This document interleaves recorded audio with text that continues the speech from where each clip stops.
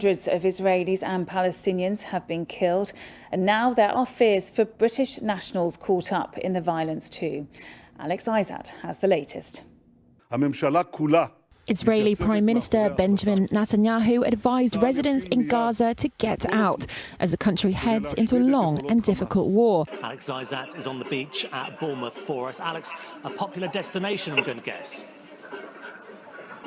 Oh, absolutely. It is sweltering down here and families have flocked to have their fun in the sun. Now, a lot of opposition are saying, well, hold on a minute, what about the infrastructure? There aren't enough GP clinics, there's not enough roads, and also thinking about the waterways and electricity as well. These all need to be taken into consideration when any houses are being built. By charity Electrical Safety First is looking for e-batteries to be regulated like every other electrical good.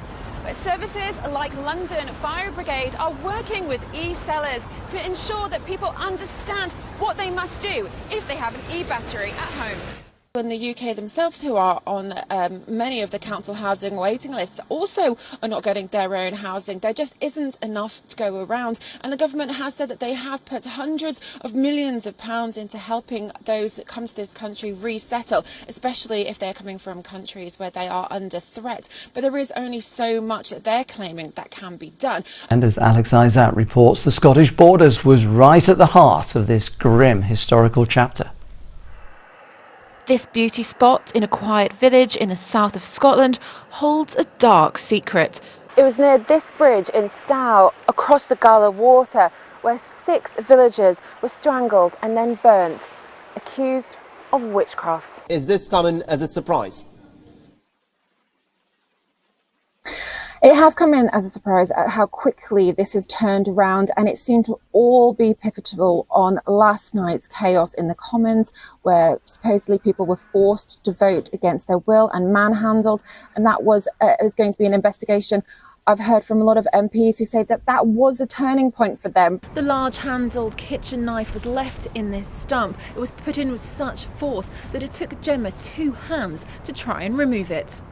She posted the images on social media to highlight the danger. There does seem to be no end to all of these strikes that are ongoing, and as you rightly say, there's going to be 150 universities across the country, including this one behind me, South Bank University, which will say that they'll go on 2 weeks of strikes. That's between February and March, but the date hasn't yet been set. And this is obviously going to affect students who are looking to do their exams around. Today we have seen some of this picket, so about 40,000 from the RCN Royal College of Nursing.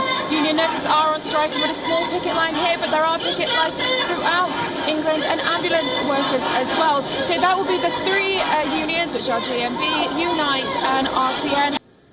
It's an absolute surprise that she has made this resignation announcement, because it wasn't that long ago where she was fighting for her party, for the SNP, to push forward for their independence referendum. She even said that at the next election in a couple of years that the party was going to be the referendum party. To find out potential criminals' identities quickly, and that's by fingerprinting. A traffic stop like this, the Inktify software can be used. They can find out whether people are insured or whether they're wanted for arrest. So what is Claudia's law? Well, until today there was no law in the UK which enabled people to deal with the affairs of anyone who's missing. It's been revealed that plans to make a commemorative coin to mark the anniversary of the author's death were rejected because she was racist and homophobic, as Alex Iszatt reports. It's been more than half a century since Enid Blyton passed away, leaving a legacy of nearly 700 well-loved children's books.